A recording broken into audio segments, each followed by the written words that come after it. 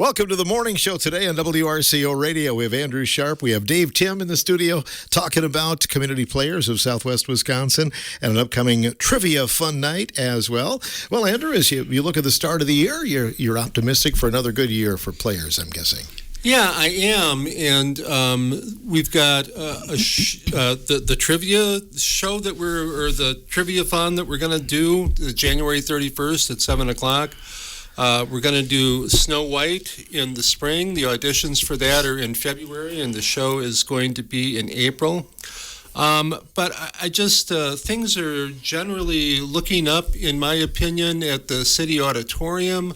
The board has renovated the auditorium, and it's a much more beautiful space and a much more usable space and a much more audience-friendly space than it was with the new seats, new carpeting. We're working on new curtains, trying to get new curtains for the place. So we're always excited to be doing another show. That's what we're all about. And this one is for the kids, which we have a focus on doing shows for young people. And so this is exactly what the type of show that we want to do. That's awesome. Did you notice with the new seats coming in, because I think your group was one of the first to be able to perform in front of the new seats, was there a sound difference or anything like that? Yeah, maybe there is a slight sound difference. I think that the new cushion seats soak up the sound just a little bit better. And they were really quite astute when they made that theater back in the day. It's got the best acoustics of any theater around. And there was a little too much slapback if the place is empty, which is perfect, because then when you fill it up with people, they absorb the sound and it's just right. People that play at the city auditorium almost always talk about how great the acoustics are there. So, was last year a good year for community players? Oh yeah, I think it was. It was the first time we've ever done 3 shows in a year. We did Escanaba in the Moonlight, Dave and I directing, and Glenn Dunn. And then Little Shop of Horrors in the summer, and then Pride and Prejudice. And it was a real mix. You know, Escanaba is a Youper show of what is called low humor, I think. My favorite kind, by the way. Right. And then we're doing a musical that's quite well known, and then something a little bit more literary and highbrow with Pride and Prejudice. So yeah, it was a very good year. Yeah, Escanaba in the Moonlight, that brought the house down, literally, Dave. It was a fun show. Yeah, there's a culture that you show that kind of relates to people around here, but when you get that kind of deer hunting genre and we had a lot of fun with that, putting that together.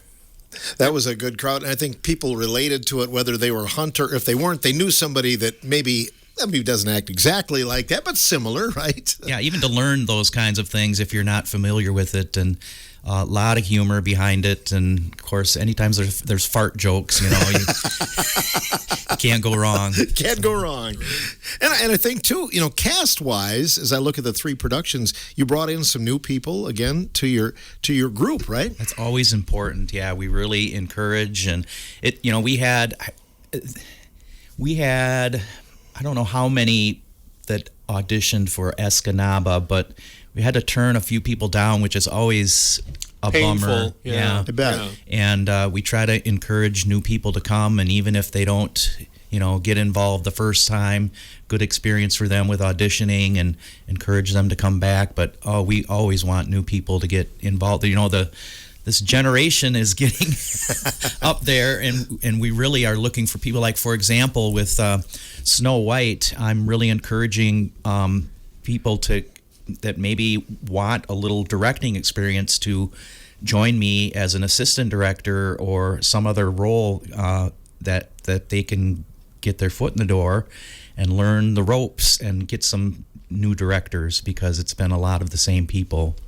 And you will be directing then, the head director? Yes. Yep. Okay. Why Snow White? Well, again, like Andrew said, one of the goals, the mission behind community players is having an something for children to do, to get on stage, something for children in the area to see, and it's been a little dry spell with that. So Andrew wanted something that had children, so this is one of the first things that I thought of. It's a show that it's not this version, but a show that I directed about 25 years ago, 30 years ago, something like that.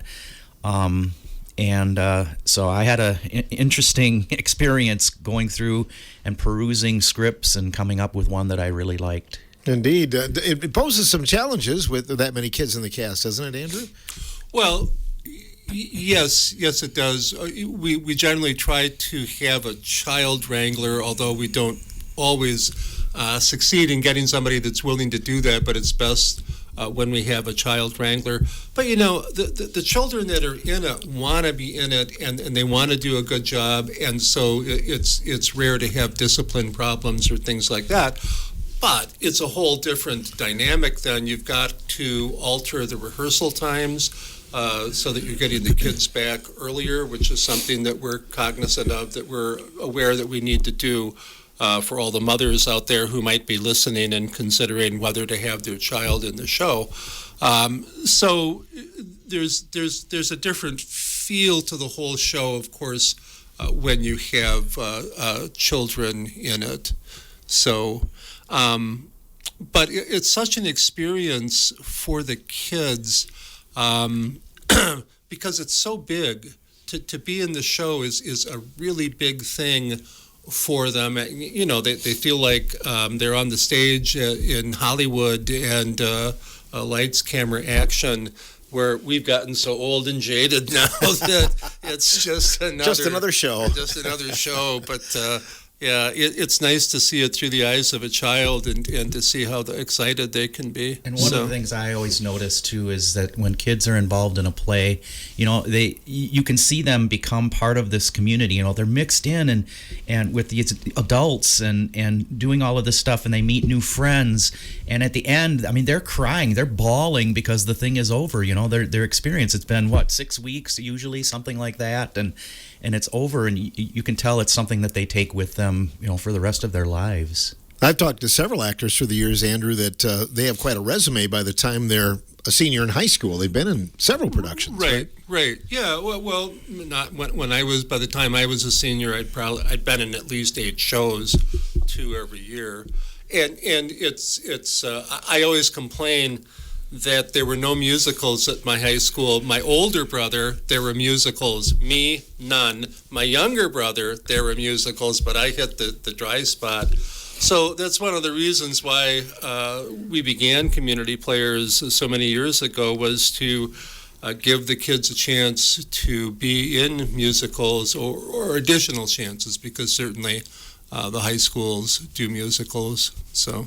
How many adult roles are there in the Snow White cast? Well, okay, so you can mix things up. So with the dwarves, there are dwarves, obviously, in Snow White, and I'm hoping that I have 7, children to do those roles, and then there are some others that we can do with forest animals and things like that.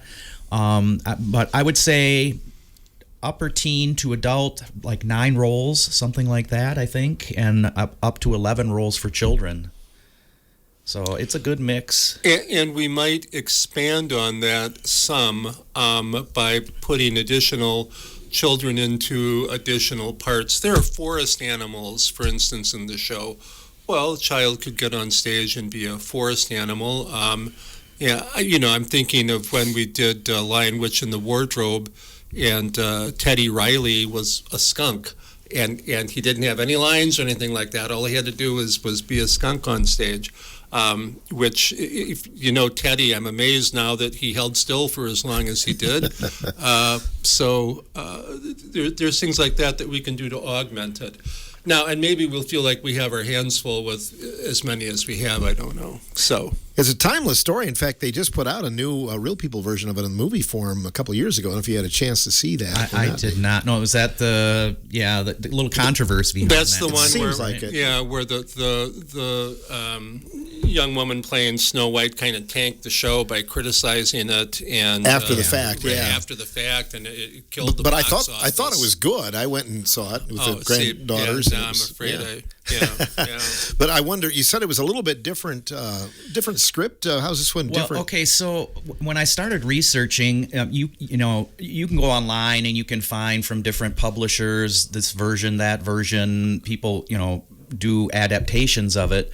One of the first things that I notice is as I start reading, I think I read 9 different scripts, and then even got like a synopsis from others online that I knew right away I didn't want to read.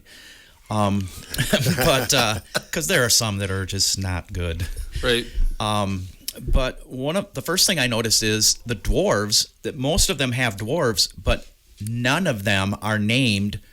Doc, Sleepy, yeah, Happy. There must be some Grumpy. Disney Yeah, the rule film that says you cannot use those names. Oh. The film is still under copyright, but the Brothers Grimm story is out of copyright. So the subject matter, Snow White, is fair game, but the Disney version of it is not fair game. Okay. So I the didn't realize dwarves that. in this version that I have are Sarge, Gabby, Gloomy Gus, Ticklish, Sprightly, Snore, and Slowpoke. It's basically the same thing. They just give them different names. Different names, I Yeah. suppose, for legal purposes. I guess. maybe. Yeah. Interesting. So then I was looking at would children be able to fill these roles, and the finally the version that I decided on has a good mix of lines and character traits and so forth that children will be able to pull off. When will auditions be held? February 17th, 18th, and 19th. That's a Tuesday, Wednesday, and Thursday. And I'm thinking, we're saying 6:30, but so you're probably like filling out the application from 6:30 to 7, and then we'd start at 7. He's more of an early bird than I am, so maybe earlier than Yeah, that. with kids, I Okay. probably want to do it a little earlier. But Okay. one of the things we want to do, and I've done this the last show that I did this too, to make the audition forms and I already typed up a character synopsis to just each character and what they do and so forth, and make that available online somehow. So that's the producer's job, but so that people can download it and be ready kind of ahead of time. Yeah, I sent that out to one of our people to do up, but I haven't seen it yet. So it's not my fault. It's not my fault. No, It's there's somebody else. plenty of time, but Right. Well, I wanted to get it out there, so we should get it out there. The put on the shows that you put on, you do need to raise a little money. I mean, it's hard to do this for free, isn't it? We do, and we're not a money raising type of group.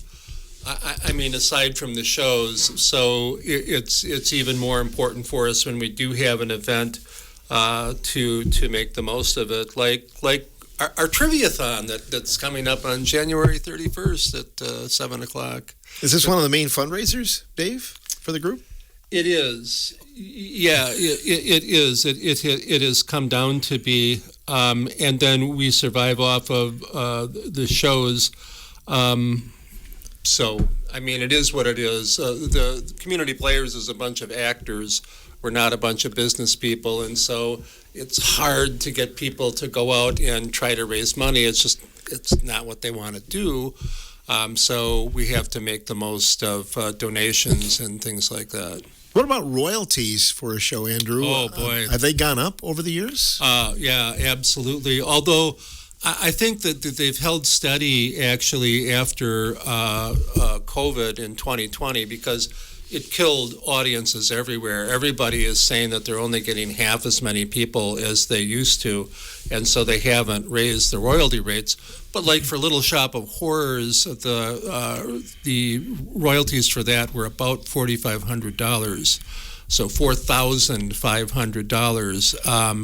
Now the royalties for a show like this is going to be in the 300 or 400, something like that. So it varies greatly. But if we do a musical, right off the bat, we're in for $5,000. And that's because of song royalties in the musical? It's just that musicals are popular and they can charge more for them, and so they do. And there's a lot of development behind a musical. I read the book by the guy that wrote all by himself, The Music Man, and wrote all the songs in it. He rewrote that show from top to bottom. 29 times or something like that.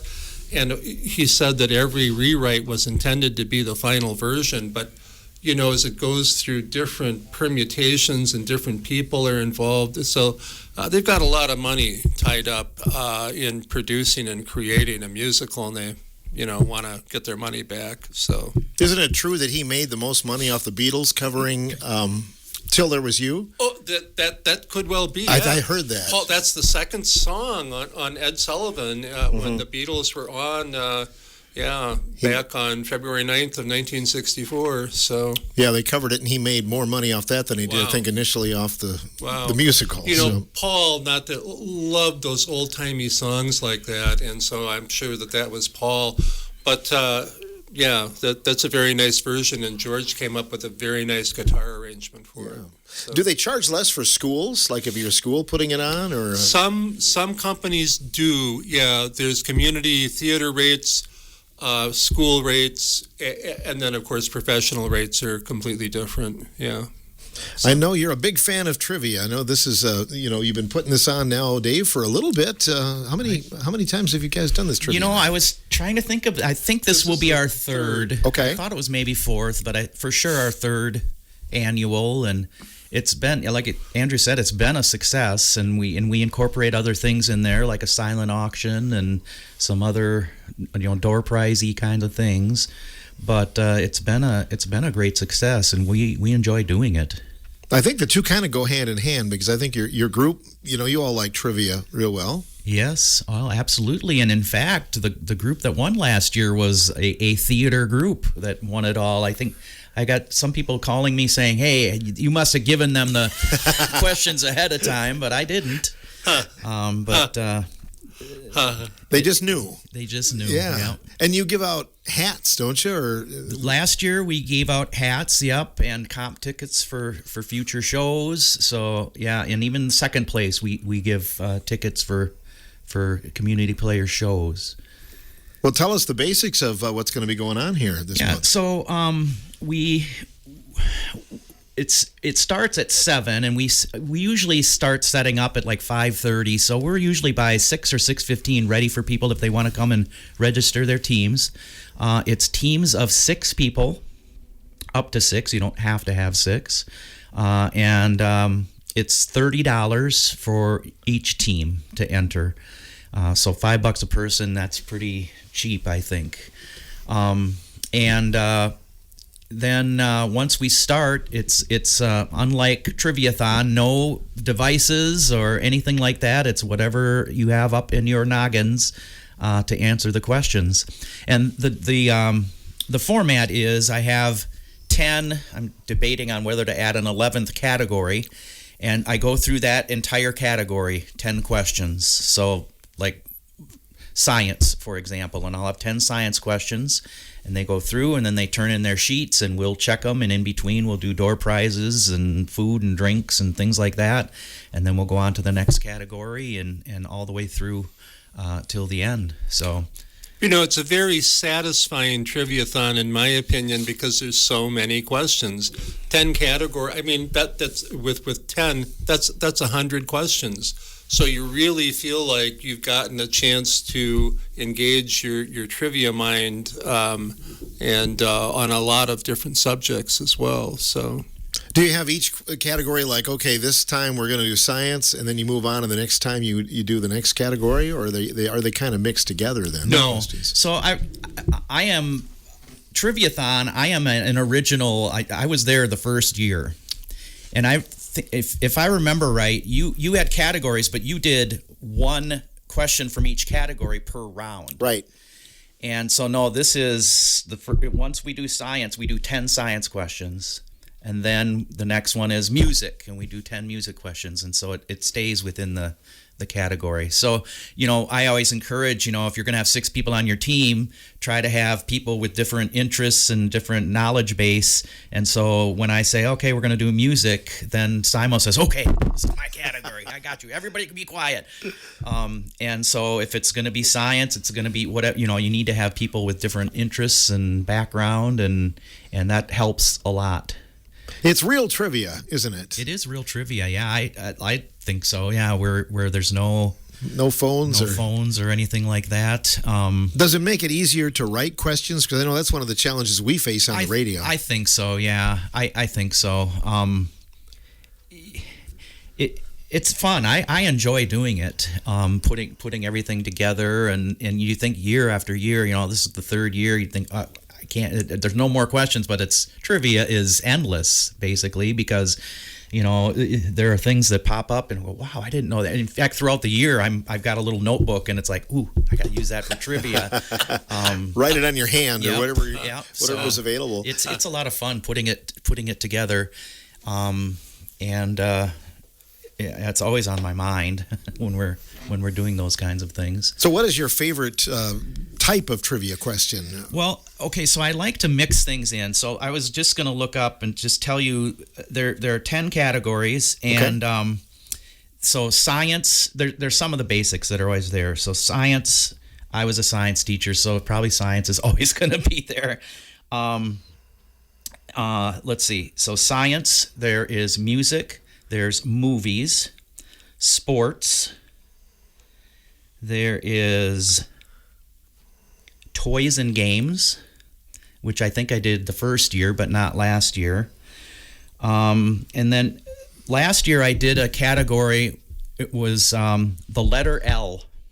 And all that tells you is every answer starts with the letter L. And then it could be anything, miscellaneous. It could be from any kind of topic, but the answer is going to start with the letter L. So I'm going to do the same thing this year, but it's not the letter L. Okay, so don't study the letter L. It's not X. It's not. So I'll okay. tell you that. That's a great idea, though. Yeah. I've not thought about that. I got another category I'm going to do this year called higher or lower, and I will give you a number and a category, and you have to decide whether the actual number is higher or lower. So there are 8 dwarves with Snow White, and so your answer hopefully is going to be lower. So that one is another one where the things can come from anywhere. I've got some examples that maybe I can give you in a little bit. Inspired by The Price is Right, the higher or lower yeah, game. kind of, yeah. Something like that. Sure. Trivia is coming up January 31st at 7 o'clock at the Phoenix Center. And do you encourage people to sign up in advance, Dave? No. All they have to do is show up, and registration is very simple. It's $30.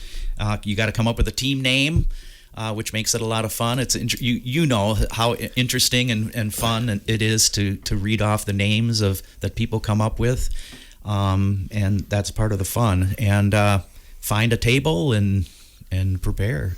Great. You've prepared a few questions, preliminary ones. Yes, yeah, I've got some samples here for you. Are you going to give us some samples? You're going to quiz Andrew and I here I can do that, yeah. Oh, boy. Absolutely. Okay. Oh, this is going to be fun. That would be fun. This is going to be kind of tough. I'm matching wits with Andrew. I'm not sure how this is going to go. Yeah, I'm trepidatious, too. All of Richland County can hear how much I don't know. I do that every day. Tell people you don't know trivial things. I've made a living out of it. I only know the important things in life. So.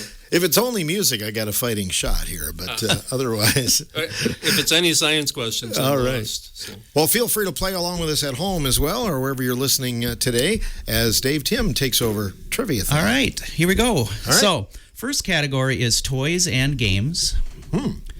And the question is, what 1970s toy slogan was, "The family game that's a real ball"? What 1970s toy slogan was, "The family game that's a real ball"? You were alive during the 70s, right? Yes, I was. And I watched a lot of TV, too, I'll tell you that. While you were doing homework. Well, yeah, studying. But who knew I was going to be studying for asking trivia questions someday, right? Yeah, are we going to be quizzed on this, right? All right, go ahead. Number 2. Sports. Who was the only person to win a Heisman Trophy while finishing with a losing record? Who was the only person to win a Heisman Trophy while finishing his team with a losing record? Okay. I just took a shot. Yeah. All right, movies. In Risky Business, what song did Tom Cruise famously lip sync to while dancing in his underwear? Oh, God. I actually know one. You think you do anyway. I think I do. Yeah. Okay. In Risky Business, what song did Tom Cruise famously lip sync to while dancing in his underwear? All right. Number 4. Number 4, what actor said the only word in the 1976 Mel Brooks film Silent Movie? What actor? Okay. Said the only word in the 1976 Mel Brooks film Silent Movie. Andrew looks confident in that one. I bet he is. I don't know that I ever saw the movie, to be honest. I just read a Mel Brooks biography. Oh, okay. This is also a movie, and if I remember right, I think it was the first year, but I'm not. But Phil, you can. So I listed off a bunch of categories that we're going to be doing, and I always come up with some specific ones, so I'm not going to reveal what those are. But did you do "It's a Wonderful Life" as a category? Like We did. Was that the first year? At least it had one to be year we one did of the it. first years. Yeah, we certainly did. And we've used it a few times, Sure. like with single questions over the Sure. years, too. So there's going to be a couple of categories that are specific like that. But this is an It's a Wonderful Life question. So here's the next one. In the movie It's a Wonderful Life, what was the number on the jersey worn by George Bailey after he fell into the school swimming pool? See, when they were walking home from the dance. We watch it every year, but Uh-huh. that's a couple of weeks ago. What was the number on the jersey worn by George Bailey? Okay. All right. Category is the letter P. All right, so you know that the answer starts with a P. A skin condition that causes flaky patches of skin which form scales.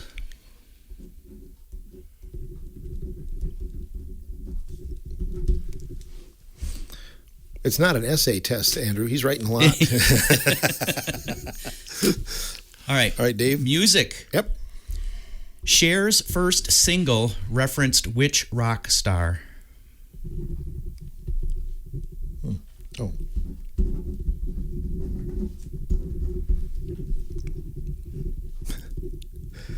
That's a lot of writing. I don't know. They used to kid me in law school that I didn't take notes. I took transcripts. And another music. Okay. What was the name of the group that sings That Thing You Do in the Tom Hanks movie with the same name? The group that sings That Thing You Do in the Tom Hanks movie with the same name. Okay. Okay, I got 3 more. How many you want? Yeah, One? that's fine. Okay. All right. One of the categories that I have is you have to get them all, which means there's 2 or 3 or 4 or 5 things, and in order to get the point, you have to get them all. Wow. Oh, my goodness. He's a tough one, isn't he? Yeah, here we go. All right. What are the 5 high schools located in Iowa County, Wisconsin? Oh, my goodness. Now, there's your wrestling knowledge is going to help you out. All those there. trips that you took to Right. do those games? Right.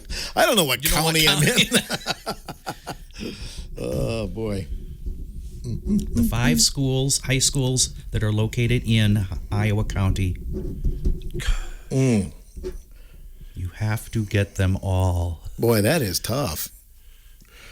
I got to keep thinking on that one. Right, yeah. So far, I've got 2. Yeah. Which, Hopefully I do.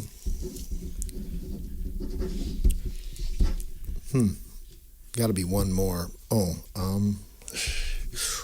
Okay, move on. I can come All right. back to it. Yep, you can come back. All right, 2 more. I got science. What is the name for the direct transition of a substance from solid to gas without becoming a liquid? The direct transition of a substance from solid to gas without becoming a liquid?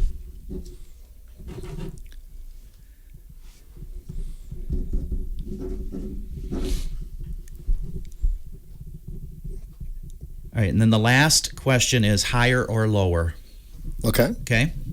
There are 10 cities in Wisconsin with a population over 60,000. Is it higher or lower than 10 cities? 10 cities in Wisconsin with a population over 60,000.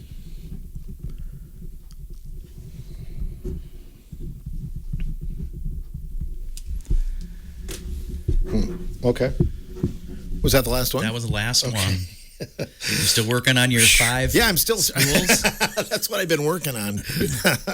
Going back, I'm trying to picture all the ones that I have been at. So, boy, you just that's tough, man. Good. All right. Good. Andrew, are you satisfied? Are you done, Andrew? Yeah, you know, one of the real beauties of Dave's Triviathon is that you can also buy 10 free answers. So when you don't know one, now I think you just asked us 10 questions here. That would come in handy right now. I would have my 10 free answers. I don't have my $10, Andrew. Great. Okay, I gotta slip him a 10 after this. Whew, this is tough. And I'm trying to, for the Iowa County schools, I'm trying to figure out, because some are real close and what's the borders? On the borderline, Yeah, right? exactly. Because there are a couple that are right there. Right on the edge. So, yeah. So easy if you can look them up, right? Oh, yeah, absolutely. Ask AI. Yeah. Great. All right. Yeah. Give us the bad news. All right, here we go. All right. All right. What 70s toy slogan was the family game that's a real ball? That was Kerplunk. Oh, did you get it? No, absolutely not. Never heard of that. Kerplunk, yeah, I have too, and I asked a question about that a while back on the Saturday Night Show, and it wasn't is that the one where you pull the sticks out? Yep. And the ball drops down. The ball drops down. I put hoppity hop. So I had no Give idea. us a chance to answer before you talk. Oh, I'm sorry. Okay. I didn't do that. Yep. Yeah. You didn't have anything written down. No, I did not. I did not. All right, I can do that. Yep. All right, the only person to win a Heisman Trophy while finishing with a losing record. Archie Manning. It's not Archie Manning. I have no idea. It's Paul Hornung. Oh, Paul should have Hornung. known. Paul Hornung. And there, like when we get to sports, and I'm doing my trivia, you're going to get Packers, Brewers, Bucks. You're going to get a lot of and local things. So that's something to keep in mind when. I think that's one I read once, but I didn't. Yeah, didn't Right, stick. that you would have known about Paul Hornung, Right. but had forgotten. If it was a Packer, I would have guessed like Donnie Anderson, but I don't even know if he was a Heisman Trophy winner. I don't think so. I know he was the golden guy. He was. Yeah. All right. Who's winning? Nobody. 0-0. I knew that. All right. In Risky Business, what was the song that Tom Cruise danced to? Old time rock and roll. Yeah, we both got that one. Woohoo! Bob Seger. Not getting skunked, Andrew. All right. What actor said the only word in the 1976 Mel Brooks film Silent Movie? I'll let you go. Marcel Marceau. Oh! Marcel, which is ironic. Because he was silent. He was a mime. And so that's pure Mel Brooks. Part of the joke. Yeah. Yeah. Right. I wrote Mel Brooks. Do you know what? Oh, do you know what the word was? No. No. No. Said no. Okay. Yeah. It's like I say, I don't think I saw the movie, but we used to play the silent movie march in band. That was for the theme for that movie. Huh. They offered Harpo Marx, who was also a silent guy, to say one word in a movie, and he said no. Never did it. He refused. Yeah, a tribute to him. Yeah. Yep. All right. Number 5. In It's a Wonderful Life, what was the jersey number? I wrote 8. I wrote 17. It looks like an 8. It's a 3. Okay, I thought it was an 8. Yeah. Wow. Oh man, you got to give me partial. You would have any idea. Wow, that's great. Yeah. All right. All right. Next one, a skin condition that causes flaky patches. Psoriasis. Psoriasis. All right. With a silent P in the Silent beginning. P. That's right. All right. Cher's first single reference which rock star? Ringo.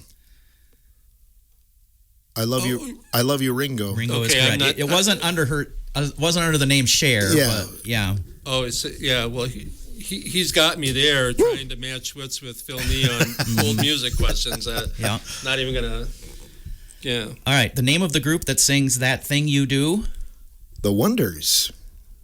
The Wonders. Wow. I would have. Or I would have accepted the Oneaters. Oh, the Oneaters, right. Yeah, exactly. They wanted to spell it out like, a lot of groups back in the day would misspell something. Great movie. And they spelled it Oneders, and then all the radio people, here are the Oneaters instead of the Wonders. So they had to, that was part of the joke. Spelling. Yeah. Right. That's a great movie. Yeah, it was. Underrated. Yes. All right. Should we save the 5 schools for last? Why don't All we right, take that let's last? skip that one. The name of the transition of a substance from solid to gas? Is that Vaporization? I don't know. sublimation? Sublimation. Yep. Yep. All right. Here, I would have thought He that got I one would back. fail all my science. Higher or lower, 10 cities in Wisconsin with a population over 60,000.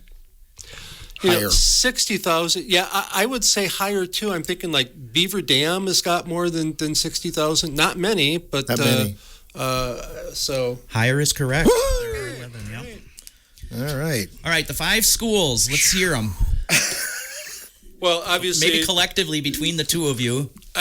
obviously Dodgeville, Yep, I got Dodgeville. and then Iowa Grant, Yep. Those and are. then Belmont. Is Belmont in Iowa or is it in Grant? I think it's Grant. I think it's Grant too. Not Belmont. Yep. No, I have. Is Mineral Point? Yep. Mineral Oh, the Point. Pointers, right? Yep, that's 3. Barneveld? Barneveld Oh, very Highland? and Highland. Woo! Oh, he used to teach at Highland. I didn't realize that. My first reaction was River Valley. Then I'm like, wait a minute, no, that's Sauk. But And across the river. and across too. the river Yep. too. So- Well, you whooped me, Phil. Yeah. You got a lot more than I did. well, So- Point, Dodgeville, Iowa, Grant, Highland, So- Barneveld. Yeah. So now I'm inviting you to be on my team on January 31st. You can broadcast those were the days from. Right. Well, if the Packers keep winning, I don't have a show anyway. Oh, so that's we'll right. see. Oh, huh.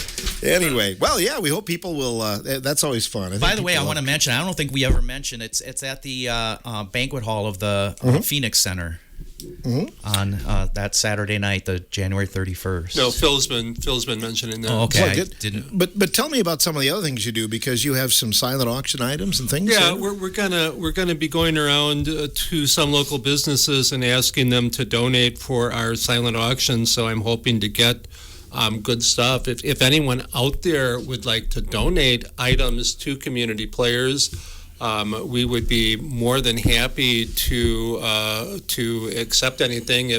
If Grandma Tilly gave you something for Christmas that you really don't want, but maybe would be good for the silent auction, you can go on our website, our Facebook page. There's a Community Players Facebook page, and write it down. Or you could call my phone, 608-538-3848, if you could remember that, 647-538-3848. My number's out there anyway, so I'm not too concerned about that. And we'd be happy to pick it up and put it in the silent auction. We're going to see about a 50-50 raffle. I'm not sure whether we're going to be able to get the license for that in time. Yes, you need a license for a 50-50 raffle, said the former judge. But then Dave always has door prizes. If you show up, there will be door prizes. Yeah, so when you register, you get a ticket, and then throughout, in between rounds and stuff, I'll rattle off 6 numbers, and you can come up and pick up a door prize. And I think half-ish of the people that attend, end up with something that they can pick out. So that's always a fun thing. It's not a late night, is it? It's not too late. I think the first night I went a little long, but should be done by 10. Yeah, I was 10 is my recollection of when we got done the last time. It's not and a of school course, night. No. You're at the Phoenix Center, so food and drink can flow while you're there, and just generally a good time. You can get smarter as the night goes on, then, Right. in other words. Right. Sure. Yep. Can I mention too, and I'll make my phone number available, but if people have questions about our Triviathon, or if they have questions about Snow White auditions, or they want a copy of the character breakdown or the audition form, they can contact me and I can forward that to them. Oh, so wonderful. if you want me to share that? Yeah, what's your number? It's 608-647-0124.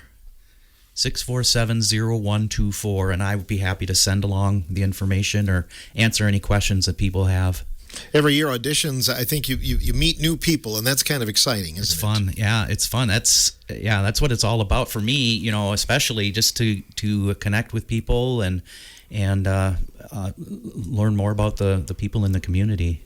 Through the years, you've brought in cast members down here for the show, or you've had them sing or whatever, and I'll be sitting thinking, where did this person come from? Right, right. Where did they crawl out of, Yeah. Where have they been hiding? There's a lot of talented people even in our own community, and we're trying to give them a chance to get on stage and show their stuff, so I hope there's people out there that want to do it. So, is it too early to ask about the other production you're planning this year, or?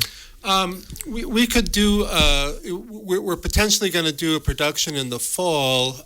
We haven't really decided that, so we'll have to see. But yeah, potentially there would be a fall production. So. And summer is kind of out the door. Summer is out because they're doing the renovations to the theater at the high school, which I can't wait to see what they're going to do. But they're doing that this summer, so there's going to be no summer show at the high school. So, but we'll be at the Risson Center City Auditorium, and probably not doing a musical, but doing some kind of show potentially in the fall. Do you take input? Somebody would say, I've always wanted to be in this show or see this show. We would love it if somebody would do that, yeah. Most of the shows that I would want to do at this point are musicals if I was still going to direct something.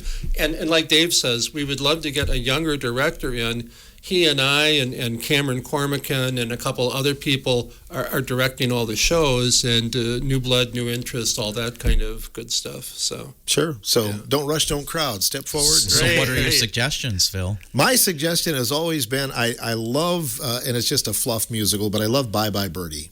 I think you mentioned that. And I love it when it's put on well. Yeah, we would need my younger brother actually was Birdie in Bye Bye Birdie back at Dodgeland High School in whatever year, 1979. Yeah. I love that show too. Yeah. We would that would be a great show for teenagers if we really had a crop of teenagers that wanted to be in the show. Mm-hmm. That would be a great one. Because a lot of people do Grease, and the one, the throwback shows, and they're fun, but you like to see the great songs in that, like Kids, Paul Lynde, right? Yeah, that's what made him famous. Absolutely. Yeah. So, maybe someday. That's my request. Well, we'll put that in the hopper. There you go. Yeah. Thanks for coming in, guys. All right, thank you. Thank you, Phil. Here's to a good year with community players, and again, we'll keep plugging Trivia Night coming up 7 o'clock on January 31st at the Phoenix Center.